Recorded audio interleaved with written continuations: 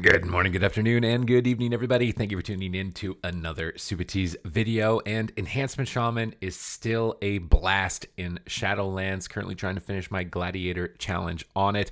I really enjoy the hybrid nature of the specialization.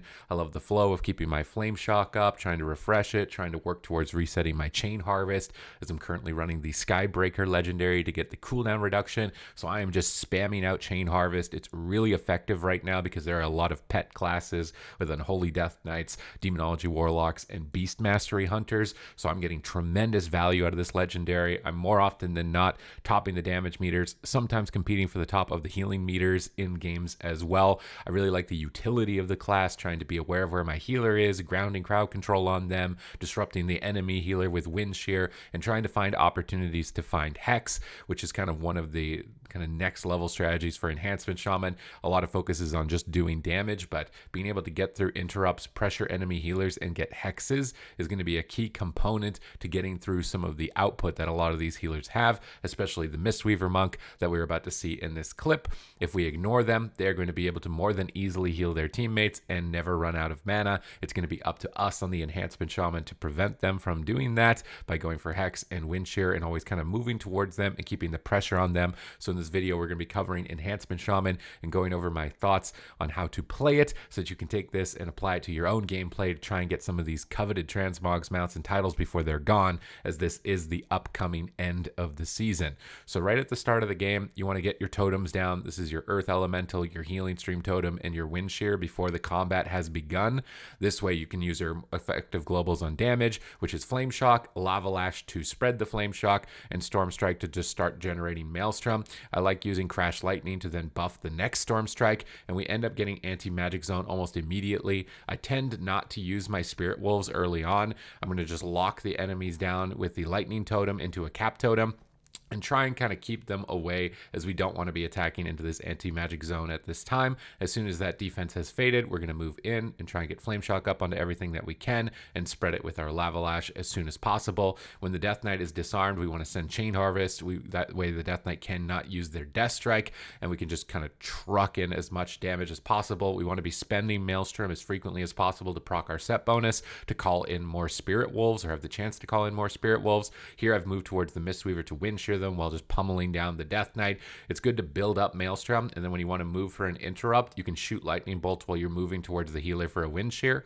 And then by just staying on the target, tunneling down the Death Knight, we've got them at 30%. We've already forced Life Cocoon. We get a big recovery heal from our Holy Paladin in this position, and now we're starting to move towards the Mistweaver. We're trying to fake cast interrupts on Hex. We're trying to basically make the Mistweaver move, make the enemy healer have to move, because it's a stationary healer to be able to heal. And you can see by me just staying here and constantly fishing for Hex, he's not able to output a lot of healing. My warrior can then get pressure up onto the Death Knight. I'm not taking free cleave damage, and I can force them away. Now, of course, it would be easier to use a stun, so something like a Hammer of Justice into a Hex, and this is when you should almost always be looking to guarantee a Hex. You can use Grounding Totem to prevent these interrupts from a Death Knight and a Demon Hunter. Definitely an important strategy to utilize. Here we've got Chain Harvest available. Really important to try and use it as much as possible when it comes off cooldown to benefit from the cooldown reduction, but I also wanted to get some value from healing. So here my warrior's at like 80%. Chain Harvest, we've got Maelstrom. I want to land a Shear on the healer and then pop the Chain Harvest and go for a big burst of damage to try and make them panic. Also a good idea to keep track of the runic power of the Death Knight, which is that blue bar below their health bar. When that's empty, it means they're not going to be able to Death Strike. So through shooting your big lightning bolt during that time when the runic power has been exhausted on Death Coils is going to allow you to catch them off guard. We can use our Lightning Totem to lock them together, try and go for Cap Totems with this Lightning Totem. A little bit unsure why I didn't go for a Cap Totem in this position. I can also use this Lightning Totem to trap the Mistweaver and use a Cap Totem inside of it to try and Cap Totem Hex the healer. This can be a great way to get crowd control, because otherwise when we're not fishing for these interrupts and not going for crowd control, you can see how much easier it is for the Mistweaver. And here I think I did try to shoot an Earthbind Totem into a Cap Totem on the Monk on this corner here to try and make them have to move around the pillar, or if they stand there, then I can get a Hex. I shear them on their cast, and look, the Mistweaver has to roll away. They're not healing the Death Knight. Now we can Chain Harvest, we can Lightning Bolt, spend our Maelstrom, burst the Death Knight down to half health. If we chain that, again, I'm playing with LFG, I'm playing with no voice, so coordinating this crowd control would be be better. Here I've used Grounding Totem to protect my Hex. We get a full Hex out of the Hammer of Justice. This is now isolating the Death Knight even further and forces the Trinket from the Mistweaver, who then actually does get blinded on their Trinket, so we can keep kind of trucking as much damage as possible. Important for your teammates, the Warrior in this instance, to keep their mortal wound stack at high as possible, because this Death Knight's got full runic power, so he's likely going to be throwing this all into Death Strike. And as the Mistweaver comes out of crowd control, they're going to begin to restabilize. We want to be using our Astral Shift around the time of their Abomination's Limb, but in this position with my Paladin interrupted, with how low I am, I'm considering it. Paladin does end up clutching out some big heals. Here they've used the Unholy Frenzy. This is usually a tell that they're going to start ramping their damage, so we want to be prepared for that when we see this icon with the enraged face next to the Death Knight. It's likely meaning that they're going to ramp up pretty big, but we're still just trying to spend our Maelstrom as much as possible. Usually when our Paladin, if you're playing with a Holy Paladin as an Enhancement Shaman, when they're not crowd controlled, you don't really want to be spending your Maelstrom on Healing Surge, because then you're basically just taking away any sort of job for the Holy Paladin to do.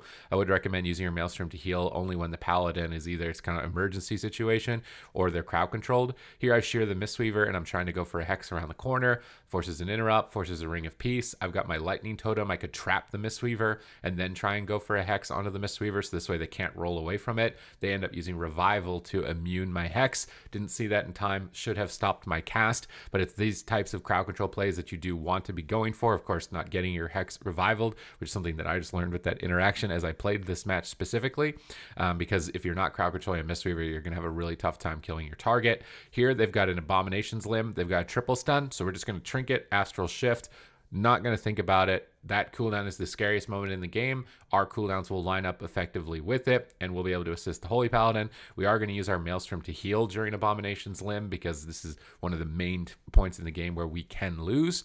And then once we've exhausted all of our mana to heal, then of course we're going to stop doing that. We use a Fear defensively during the Abomination's Limb, trying to get control of the Death Knight, trying to slow down some of the damage. May not have been necessary, especially because the Death Knight can Lichborn. It would have been good on the Demon Hunter, but the Demon Hunter had a Trinket in this instance. I can see the Paladin moving towards the Mistweaver, so I'm imagining they want to go for Hammer of Justice. So I'd really like to get into a position where I can drop a Hex. I use my Chain Harvest while repositioning to the Mistweaver and get a Hex out of the Hammer of Justice. Like I said, spending your Maelstrom and your ranged spells like Frost Shock or Flame Shock while you're moving for crowd control is going to be an effective use of your global cooldowns. We then try and blast through the Icebound Fortitude of the Death Knight. Probably not going to be likely that we kill him here. Always using your Healing Stream Totem on cooldown.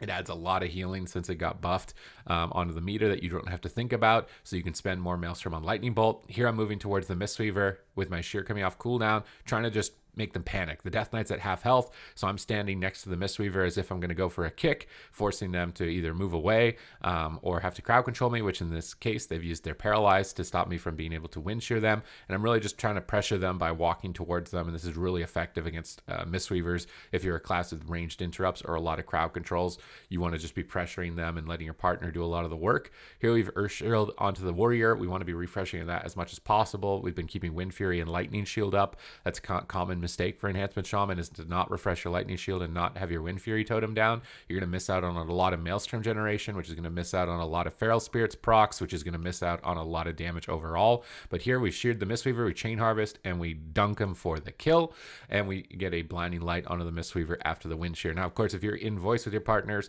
coordinating this type of stuff is going to be a lot easier. You can go for stun on Death Knight, stun on Mistweaver, grounding Hex, and it's going to be all coordinated. But with no voice, you got to be much more aware of the positioning of your teammates and your partners and where they are on the map, so you can follow them and find these opportunities. And it's that kind of level of awareness testing that I really like in the game. So I'm trying to just pay attention to the whole map, which is one of the driving reasons why I love this specialization. But other than that, I hope that you enjoyed the video. I hope that it has helped and improved your play on Enhancement Shaman. If it has, please hit the subscribe button so this content can continue, and leave a like and comment down below. Other than that, thank you very much for watching the video, and I will catch you in the next one.